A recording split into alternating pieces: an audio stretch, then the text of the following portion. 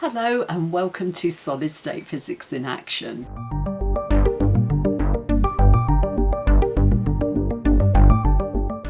I'm Dr. Sharon Ann Holgate, and today I'm going to be talking to one of the researchers who I feature in Chapter 4 of my book Understanding Solid State Physics.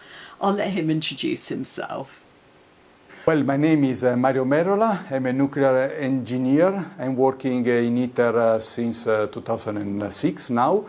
And I am the head of the Internal Component Division. The Internal Component Division is responsible for the design, procurement of the components which directly faces the thermonuclear plasma. That is the components which are in the front line towards the plasma.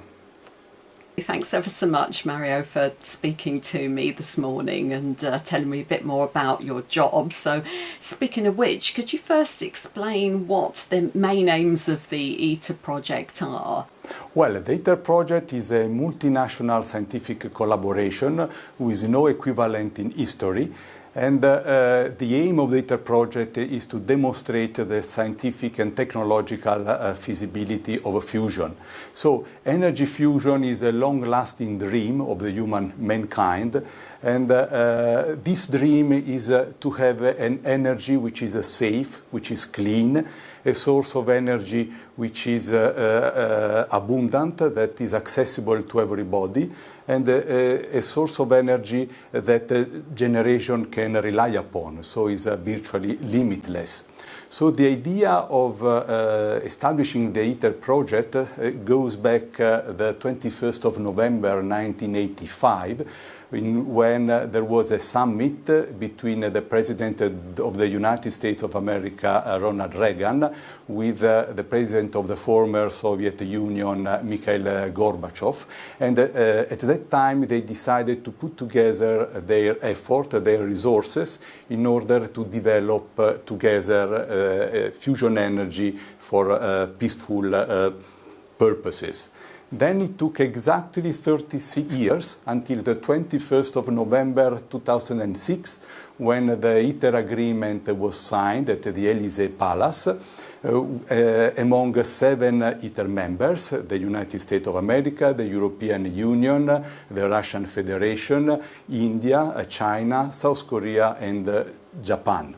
These 7 ITER members represent more than half of the worldwide population, and also about 85% of the gross domestic product of the whole planet. I mean, obviously, a huge project, as you say. I mean, it could not be more multinational if it tried. But I'm trying to get a sort of feel for what it's like actually working there. So perhaps you could tell us a bit about what your role involves. Well, I started in the ITER project in 2005. I was an engineer in the divertor section. And 3 years later, in 2008, I became the leader of that section, of the divertor section.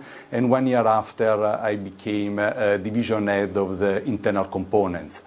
So the internal components are like the front line in an army, with the main difference that the front line in an army is to protect the army against an enemy, whereas in our case we do all we can in order to facilitate the plasma, the life of the plasma, and to get the best from the plasma.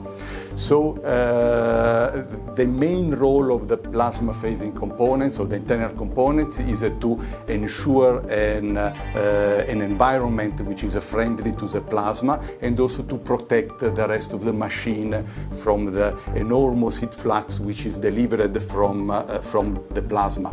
Just to give you an idea, we have in one of the most loaded components of the ITER machine, which is called the divertor, a heat flux which is as high as 10,000 kilowatt per square meters. To give you a hint of what does it mean, in south of Europe, in summer, at midday, there is about 1 kilowatt per square meter. So when you go on the beach at midday, you see, oh, it's very hot, I'm sweating a lot, and it's just 10,000 times less than the heat flux which is delivered onto the plasma phasing components. Another hint to better appreciate what is the amount of this power density which is delivered onto the plasma phasing components is if from the tip of my finger I would emit the same radiation, the same heat flux radiation, the energy would be enough to heat a large apartment in winter in the north of Europe.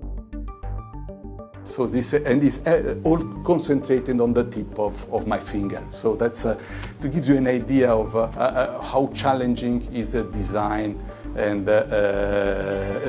material selection of the plasma phasing components. So what sort of challenges do you face, and can you give us a bit of an insight into your working week? Well, I must say working in the fusion field is something extremely fascinating, especially because it is a multidisciplinary topics. I mean, working in fusion, you need to know a bit or even more than a bit of solid-state physics, thermal properties of material, mechanical properties of material, radiation damage, plasma wall interactions, hydraulic, fluidodynamics, and so on. So for sure you don't get bored in working in fusion.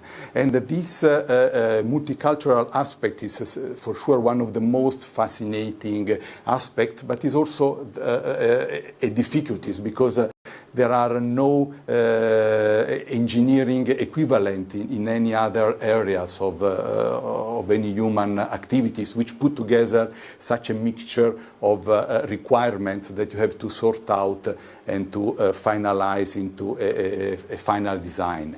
Another point which could appear as a difficulty, but on the other hand is extremely attractive and very stimulating, is not related to the technological aspect of my career, but rather on the human aspect. So ITER is, as I said, is a multicultural project with 7 ITER members, 35 different nations. So it's very fascinating to see how a different culture can address issues in a different ways. And this polyhedric approach to an issues, besides being the success to find the right solution to each issues, is also instrumental for your personal enrichment. So it's really stimulating and gives you an open-minded attitude. Oh, it's fascinating. So I was going to say, what was it that you enjoyed most about your role? But it sounds like that's certainly one of the aspects that you like the most.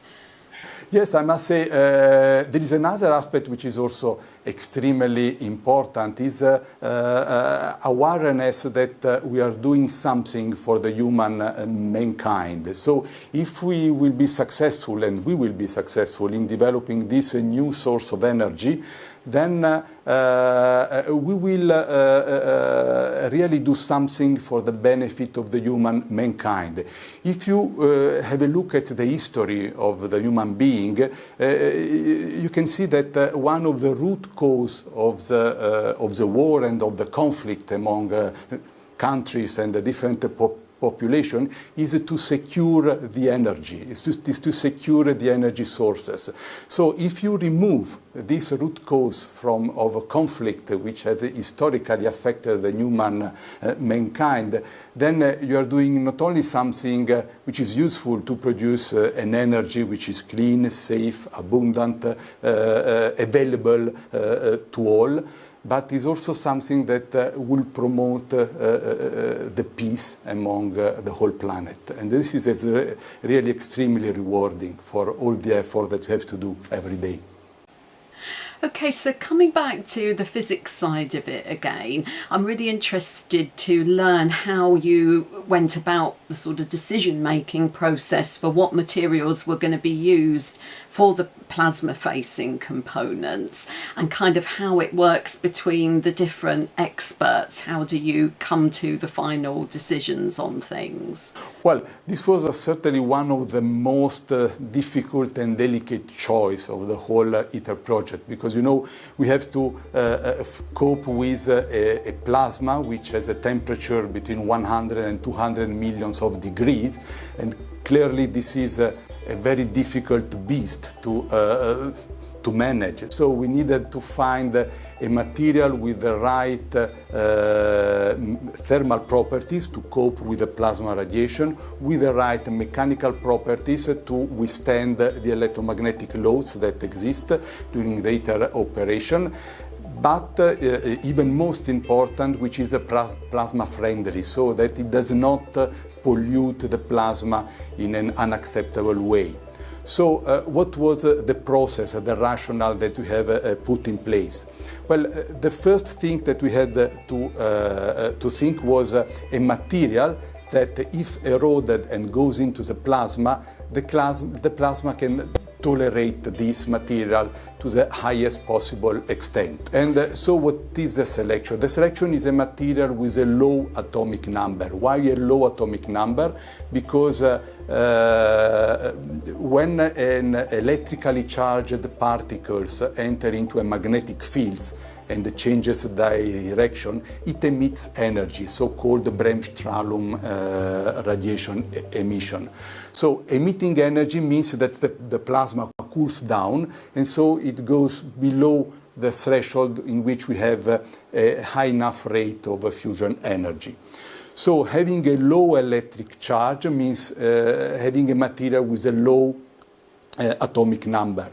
Then what Mother Nature gives us? Mother Nature gives us a menu of 92 elements, and so we have to pick up this ingredient from this menu in order to prepare the meal to feed the plasma. So then the choice was very straightforward. So we start with the atom with the lowest atomic number, so atomic number 1, which is hydrogen, which has only 1 proton. But unfortunately, hydrogen is a gas, so a gas is not suitable as a structural material or as a solid interface toward the plasma. Then we go to the number 2. Number 2, the atom with 2 protons is helium. Helium is again a gas, so it cannot be used. Then we go to number 3. Number 3 is lithium. Lithium is a metal, which is also with a very high thermal conductivity, so in principle this would be okay, but unfortunately lithium melts at a temperature of 180 degrees, so it's a very low temperature to cope with the extreme heat fluxes that we have to cope with. So we go to number 4. Number 4 is beryllium, and this is exactly the choice that we have made. So beryllium has a low atomic number, is a metal, so it's a very high thermal conductivity, 200 watt-meter Kelvin. So is very benign towards the plasma, and there's also another interesting feature, is a so-called oxygen getter. So it removes the oxygen impurity from the plasma, so it promotes the plasma purity to remain to its required level. So how important would you say a knowledge of solid-state physics has been in your role?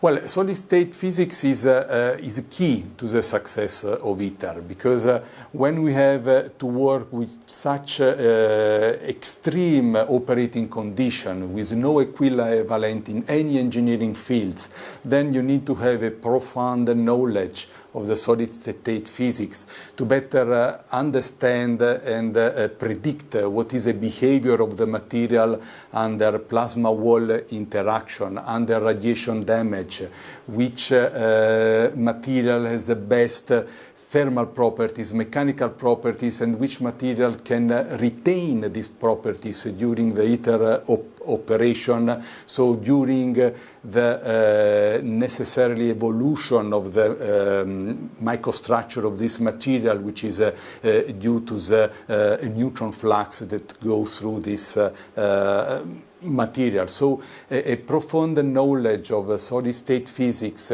with a deep understanding on how the architecture of the lattice of the crystalline structure of a material can affect the mechanical properties, but also other properties like creep, swelling. These are all have to be taken into account in a mix in order to find the most effective solution to the problem that you have to address. Oh, fantastic. So, I mean, I think that's something that's really quite interesting. I think you mentioned this earlier, the fact that the project is incredibly multidisciplinary. You know, even within physics itself, it sounds like there's no part of ITER that only uses one area of physics. Yes, yes, that's correct. So, I mean, there is a data project that requires knowledge and requires competence from different disciplines. So, together with material science, with material research, material characterization, especially under irradiation condition, under high flux operating condition, we also had to develop high flux technologies that could cope with the capability to extract from the plasma extremely high energy densities. This has also required to have an experimental program on thermohydraulics, because okay to absorb the heat from the plasma, okay to shield the rest of the machine, but ultimately this heat must go somewhere. So you had to develop thermohydraulic condition of the water coolant system, which were extremely much more demanding of any other engineering application. Just to give you an example, in a fission power plant, we have to remove a power density of a few megawatt per square meters, whereas in ITER we have 10 times more this requirement. In a fission reactor you have a flow velocity, a water flow velocity of a few meters per second. In the ITER divertor we have to reach 10 meters per second in order to be able to remove this energy density. So this means that really you have to address the problem from a wider perspective: material, hydraulics, plasma wall interaction, physics, radiation damage, and put together and find the right solution to your problem. And this is extremely fascinating. It's quite complex, but extremely fascinating. And if I may say something of my experience in working in ITER, I remember when I was much younger than now, and I was just facing for the first time to all the scientific and technological issues dictated by fusion energy, and I had in front of me the image of a huge, very high mountains that I told myself I will never be able to go to the top of these mountains. It's too high, it's too difficult. And then day after day, brick after brick, we could build the wall towards the fusion energy. And this was really extremely rewarding and extremely fascinating. Oh, fantastic. So, I mean, actually, that leads me on to just what you did before you were at ITER and what kind of led you to coming into this role. Yes. Well, I'm a nuclear engineer. I graduated in 1988 at the Polytechnic of Milan in Italy. Then I did my PhD thesis in nuclear fusion. Then I spent a little period as assistant professor at the Polytechnic of Turin. And then in 1996, I moved to Germany, to the south of Germany, to Munich, where I stayed 10 years till 2005, where I was coordinating the European Fusion Technology Program for the internal components. Then in 2005, I joined the ITER project, and in 2006, I moved to Cadarache in France. I just would like to point out one aspect. I said I got my master's degrees in 1988, and I was finally employed by ITER in 2005. So this means 17 years later. So this is a message that I would like to give to the students or to the people that are looking at this video, that never give up. So be enthusiastic of what you are doing, believe in yourself, don't become frustrated if you fail, if you face some failures. because if you work hard with enthusiasm, you keep on with perseverance, you will reach your goal. There are no shortcuts in the scientific research. There is only one magic word: effort, effort, and effort, and perseverance.